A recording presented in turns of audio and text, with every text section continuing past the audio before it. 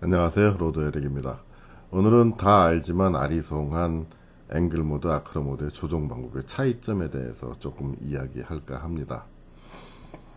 자, 우리 고정익 비행기나 그 다음에 헬리콥터나 이런 것들하고 그 다음에 드론은 비행 원리 자체가 다르기 때문에 그 조종 방법도 완전히 다르거든요. 근데 여기서는 일단 멀티콥터에 대한 내용만 다루도록 하겠습니다. 자, 멀티콥터가 지금 보시면요, 예를 들어서 멀티콥터가 하늘에 떠 있다고 가정합시다. 하늘에 떠 있는 원리는 뭘까요? 멀티콥터는 중력에 의해서 아래로 당겨집니다. 거기에 반해서 이 프로펠러가 돌면서 바람을 아래로 뿜어내게 되면 그거에 대한 반대로 추진력이 발생하겠죠. 이때 중력의 크기와 그 다음에 이 추진력의 크기가 동일하게 되면 요 중간에 힘이 제로가 돼서 결국은 이 드론은 공중에 떠 있게 되는 겁니다. 자, 요게 이제 기본 원리고요. 그 다음에 이거는 수직으로 힘을 내리받고 있기 때문에 중력에 반하고, 그 다음에 추진력은 수직으로 위에 있기 때문에 좌우로 이동도 안 하고 그대로 그 위치에 존재하게 됩니다. 자, 그럼 볼까요? 만약에 이제 드론을 이동한다면, 저번 시간에 했을 때 드론이 이동하는 방법은 앞으로 기울이거나 혹은 옆으로 기울였을 때 드론이 이동한다고 했었죠. 그 이동하는 원리를 한번 살펴볼까요? 자, 중력은 여전히 수직 방향으로 아래로 작용을 하고 있습니다. 그런데 추진력이 위에 있다가 드론이 옆으로 기울어지게 되면 이 드론의 프로펠러는 본체에 고정되어 있기 때문에 방향이 같이 틀어집니다. 그래서 어떻게 돼요? 바람이 우측 하단 쪽으로 나오겠죠. 그러면 그 반대 방향으로 추진력이 발생을 합니다. 그 다음에 기울이기만 했고 추진력을 전혀 변화를 안 줬기 때문에 추진력의 사이즈는 여기 원을 따라 똑같죠. 똑같아. 이렇게 힘이 좌측 상단으로 영향을 받습니다. 그러면 이게 힘의 분해 원리에 의해서 수직으로 이렇게 양력의 힘이 발생을 하고요. 그 다음에 기울어진 방향으로 전진하고자 하는 힘이 발생을 합니다. 그래서 드론이 앞으로 이동하는 이유가 바로 그것 때문이에요. 그러니까 추진력이 앞으로 기울어졌기 때문에 이 전진한 힘이 발생을 해서 이 전진하는 힘 때문에 이동을 합니다. 근데 여기서 한 가지 재밌는 사실이 있는데요. 뭐냐 하면 힘의 분해 원리에 의해서 수직으로 힘이 분해되기 때문에 이 추진력과 같은 높이로만 양력이 발생을 합니다. 결국은 중력은 그대로 있는데 이 양력이 요만큼이 줄었죠. 그러니까 중력을 A라고 하고 그 다음에 양력이 B1이라고 하면은 C만큼의 에너지가 그 위로 들어올리고자 하는 힘이 줄어들게 됩니다. 그러면 이 힘은 반대로 이제 아까는 추진력을 힘을 분해를 했는데 전진하는 힘하고 그다음 하강 에너지하고 힘이 합쳐지게 되면 이 빨간 선처럼 드론은 이동하게 됩니다. 지금 무슨 얘기냐면 전진하면서 아래쪽으로 내려오게 되죠. 근데 센서 드론을 많이 조종해 보신 분들은 알겠지만 드론을 앞으로 숙여도 드론의 고도가 떨어지지 않죠. 그게 뭘까요?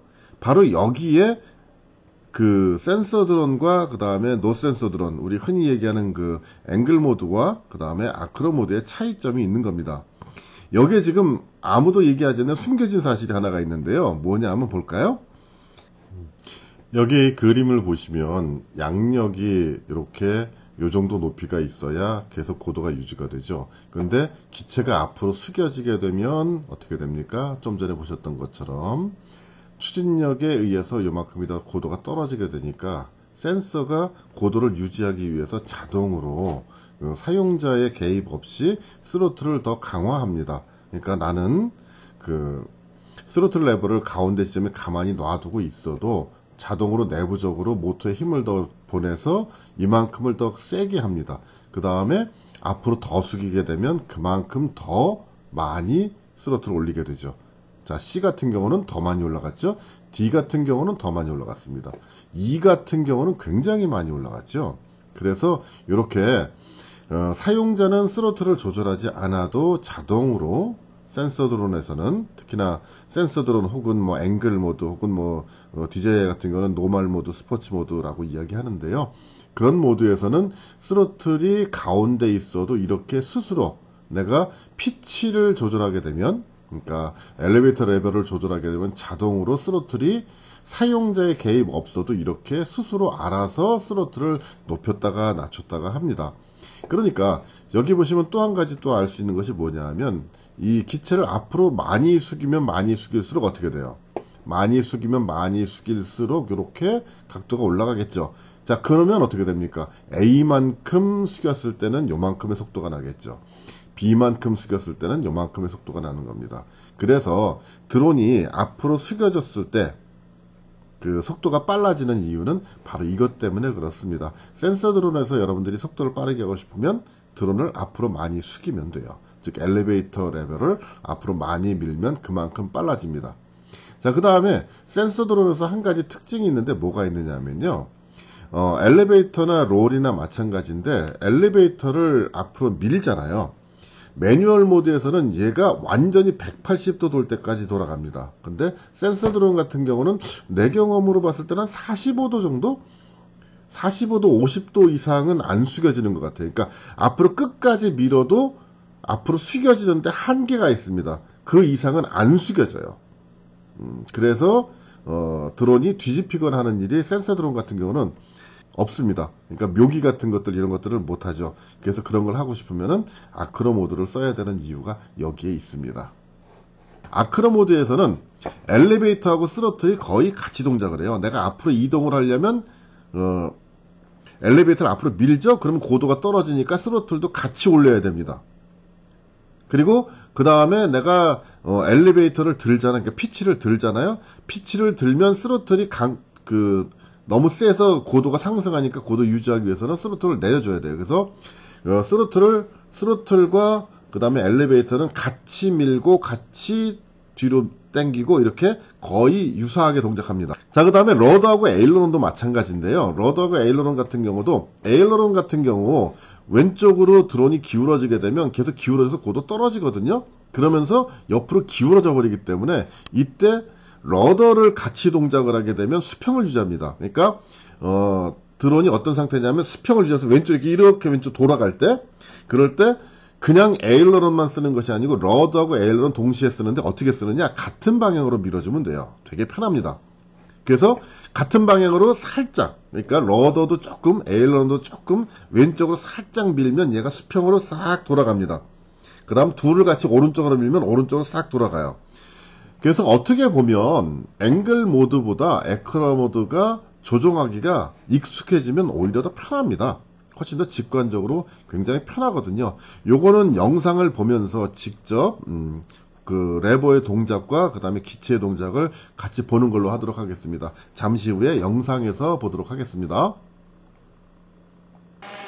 노멀 모드에서 위로 올리면 올라가죠. 자, 그 다음에 내리면 고도가 내려갑니다. 그렇죠? 자, 이거를 노멀 모드에서는 뷰 비전에서 드론을 옆으로 보면서 하죠. 자, 이렇게 돼 있을 때 보세요. 올리면 올라갑니다. 그 다음에 내리면 내려가죠. 그 다음에 여기서 왼쪽으로 돌리면 이렇게 동작하죠. 오른쪽으로 밀면 오른쪽으로 동작합니다. 자, 그 다음에 엘리베이터를 앞으로 밀면 이렇게 앞으로 숙여지니까 앞으로 가고요.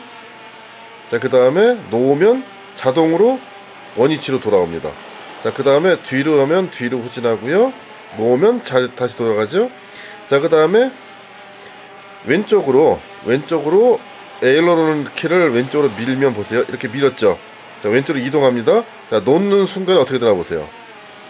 자동으로 자기가 수평을 유지를 하죠. 자, 오른쪽으로 밀었을 때도 자동으로 수평을 유지를 합니다.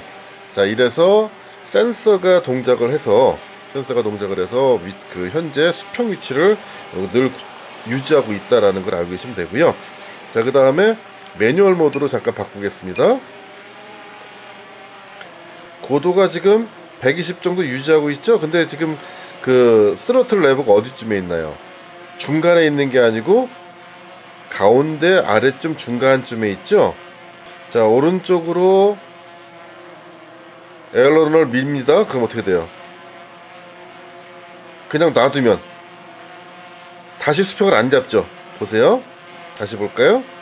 자, 여기서 왼쪽으로 밀면 기울어진 채 그대로 있습니다. 내가 다시 이걸 원위치 하고 싶으면 이렇게 오른쪽으로 다시 밀어서 수평을 맞춰줘야 돼요. 그렇죠? 자, 왼쪽으로 밀었습니다. 그대로 있어요. 기울어진 채 그대로입니다. 다시 들어 올려줘야 됩니다.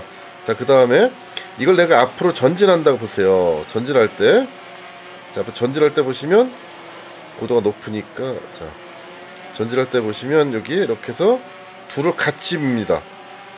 그죠? 엘리베이터하고 스로틀을 같이 밀어서 속도를 늘리고 있죠. 자, 오른쪽으로 꺾을 때는 어떡하죠? 두 레버를 같이 오른쪽으로 살짝 밀어줍니다. 이렇게. 그럼 오른쪽으로 회전했죠. 자, 그 다음에 왼쪽으로 회전할 때는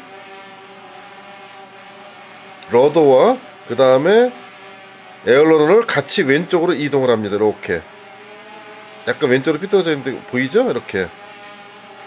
자, 얼마나 기울어질지 얼마나 갈지는 이렇게 왼쪽으로 밀면 보세요. 왼쪽으로 밀면 계속 돌죠. 자, 오른쪽으로 밀면 오른쪽으로 돕니다. 노멀 모드나 스포츠 모드에서는 그냥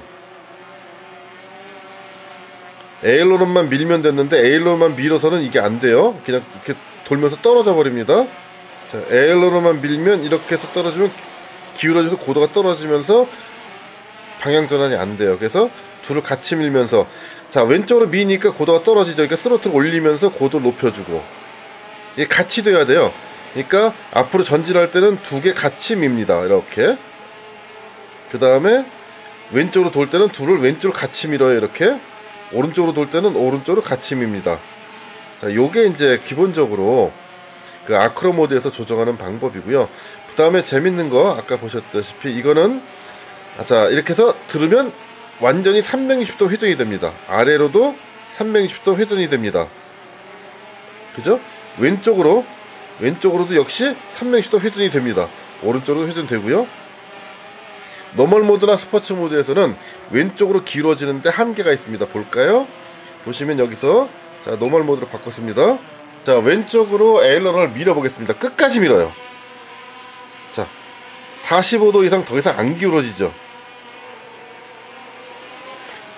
자, 놓으면 다시 수평 잡고요. 그다음 오른쪽으로 끝까지 밀면 어느 정도 이상 더 이상 안 기울어집니다. 자, 근데 아까 매뉴얼 모드 다시 볼까요? 매뉴얼 모드에서는 여기서 오른쪽으로 밀면 한없이 돌아갑니다. 왼쪽으로 밀면 돌아가고요. 오른쪽으로 밀면 돌아가고요. 그 다음에 뒤로 당기면 이렇게 뒤집어지고요. 앞으로 밀면 이렇게 돌아갑니다.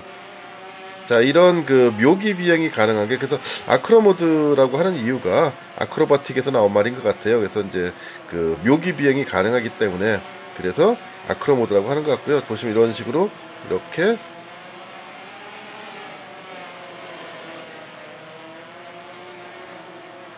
다양한 동작들이